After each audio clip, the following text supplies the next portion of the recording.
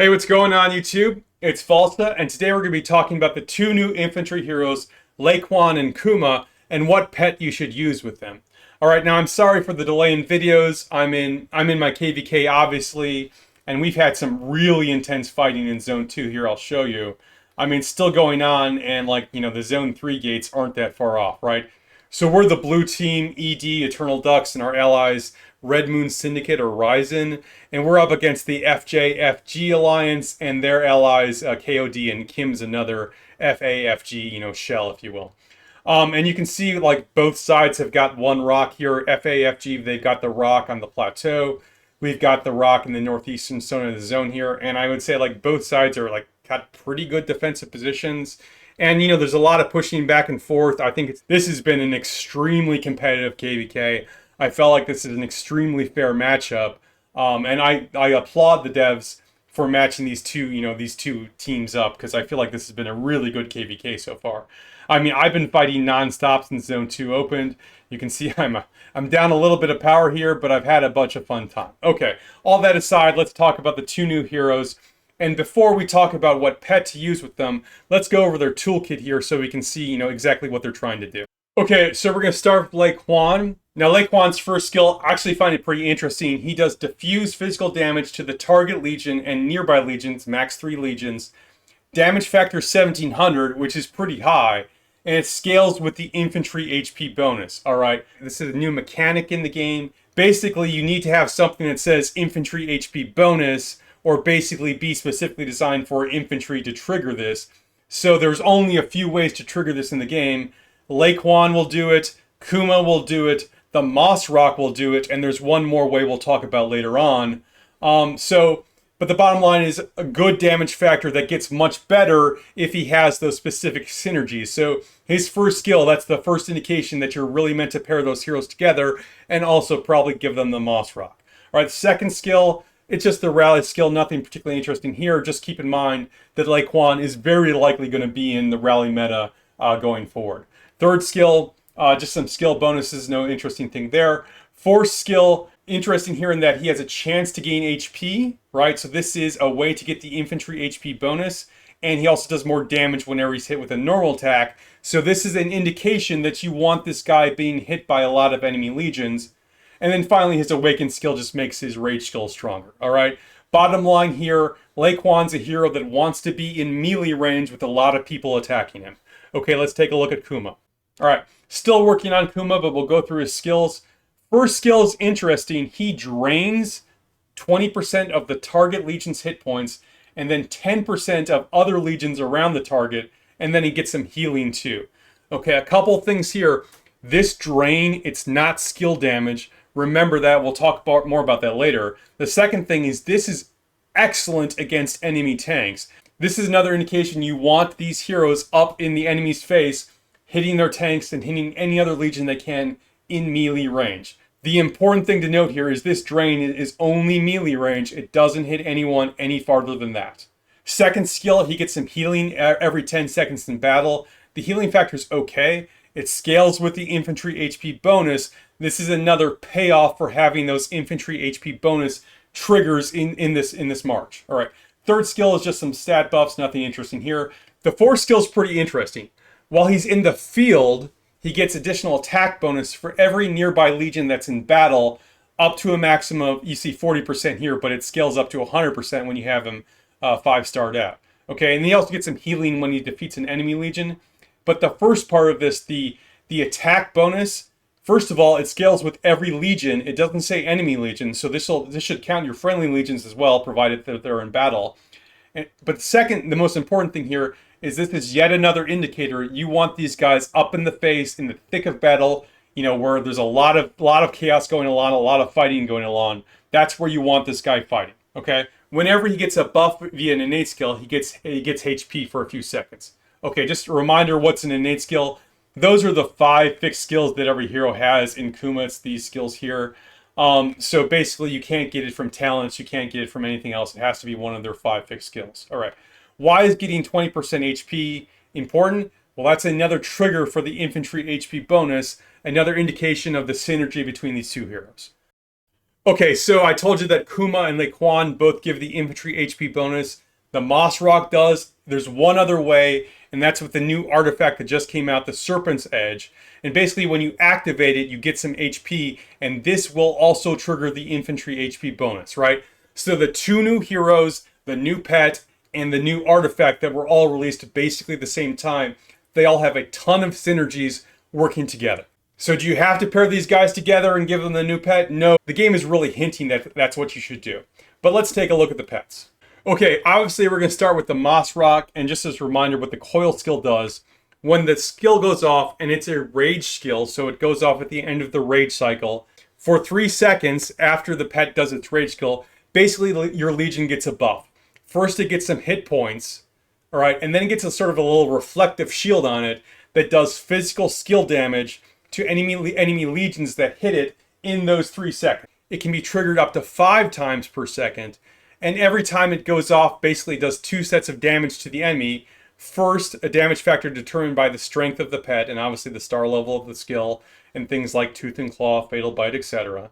And the second one also scales up with the infantry HP bonus. So this is a big payoff to the infantry HP bonus. Your pet's going to do a lot more skill damage. Okay. So that's an excellent choice. You can see the ton of synergies there. It's really good. A couple things to note here. First, it only lasts 3 seconds at the end of the rage cycle, so it's not going off all the time. Second, it's in melee range. This will never hit anything outside of melee range. And finally, it can trigger up to 5 times per second, so you do some simple math. At most, this will go off 15 times per rage cycle. Obviously, each time it goes off, it hits twice. Okay, let's look at other infantry pets. Are they any good for this pair?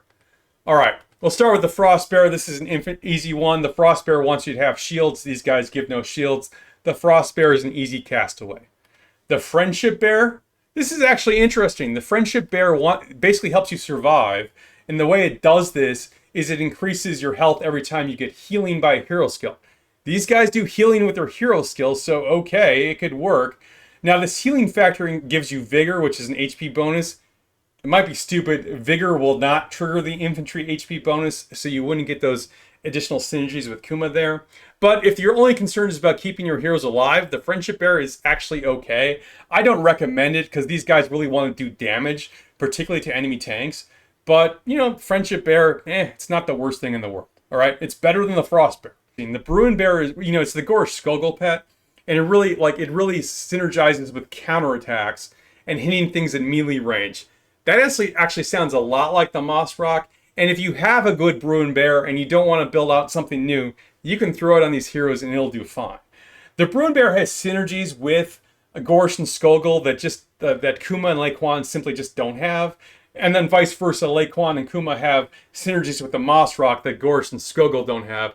So each of these two things, you know, the Bruin Bear is going to probably stay in the Gorsh Skogul lane, and the Mossrock's probably going to stay in the Kuma Lequan lane. But, you know, this would be fine. If you don't want to build out a new pet, this will do okay. If you're asking me which is stronger for Kuma and Lequan, the Mossrock is going to perform much better once you build it out than a Bruin Bear for those heroes. Okay, there's one last bear, and this is important to talk about, and that's the Moon Bear. All right. The Moon Bear is more like skill damage focused. Its Moon Rage skill does damage up to 3 enemy legions, and its damage factor is determined by the commander and the deputy's rage skills. Lei Kuan actually has a very strong damage factor. Now, his damage factor scales up with the infantry HP bonus. The Moon Bear don't care about that, but still 1700 when you awaken him, that's pretty good. So Lei Kuan's actually very good with the Moon Bear. Kuma, on the other hand, his rage skill does no damage factor. The drain effect, if you will, does not count as a damage factor. So Kuma is completely ineffective with the Moon Bear. If you're pairing these two together, the Moon Bear is probably a mediocre or worse choice.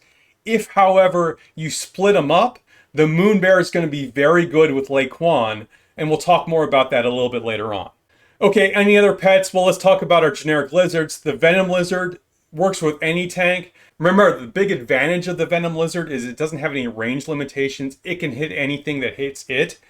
The downside of the Venom Lizard is it's got a pretty low proc chance. What about a mass fight? Well, the other downside to the Venom Lizard is it can only be triggered once a second. So in a mass fight, you know, let's say the rage cycle lasts 10 seconds. This will go off a maximum of 10 times in those 10 seconds, assuming you're getting swarmed by lots of legions. The Mossrock can go off 15 times in those 10 seconds, so obviously that's better.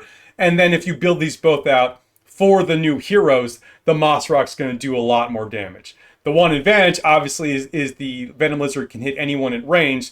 So if your infantry legion is mostly getting hit by legions at ranged, then the Venom Lizard can be better.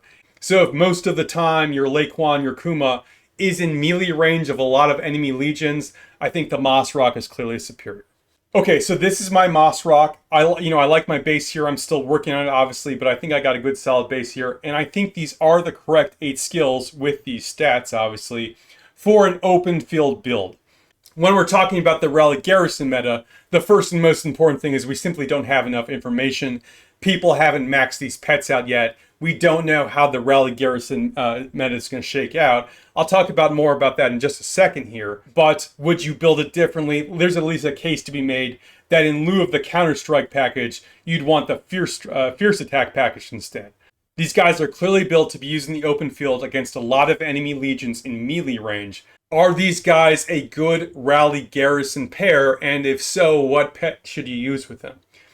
I'm not sure whether these guys are going to replace the Garrison meta, if they're going to have any impact on that. Obviously, Lequan's got the Rally skill, but neither of them have any specific Garrison skills. So I don't know how much they're going to shake up the Garrison meta. If these guys stay together and they are your Rally or they are your Garrison, I think the Mossrock is clearly the choice pet. Obviously, once you build it out for these guys. For these two heroes, it's clearly better than the Bruin Bear, so that's not a contest. The Moon Bear is really strong, but the Moon Bear relies on physical skill damage, which only one of these heroes is providing to you. So all the synergies the Mossrock is giving you, if these guys are the Rally pair, I think the Mossrock is the way to go. I kind of suspect the way the meta will shake out is these guys are going to be split up and they won't be your Rally pair. Gorish's Rally just got buffed, and he's still a great Rally leader. So I can kind of see Gorish Lei Kuan being the new Rally meta. If you use Gorish Lei Kuan, what's the pet? It might still be the Moon Bear. It might be the Mossrock. If it's the Mossrock, it might be the Mossrock with a Fierce Attack build. All right, so those are the pet choices for the new heroes. If you pair them together, I clearly think the Mossrock is your best choice. If you don't want to build out the Mossrock, or it's going to take you time to build out a Mossrock, what are the choices you have? I think the Bruin Bear will do fine. The Venom Lizard's always a solid choice. The Moon Bear doesn't have a ton of synergy, but Lequan can carry it all by himself to an okay result. And then, of course, the Sand Lizard basically works with anything. That's all I got for you today. And until next time, you stay classy, Belleron.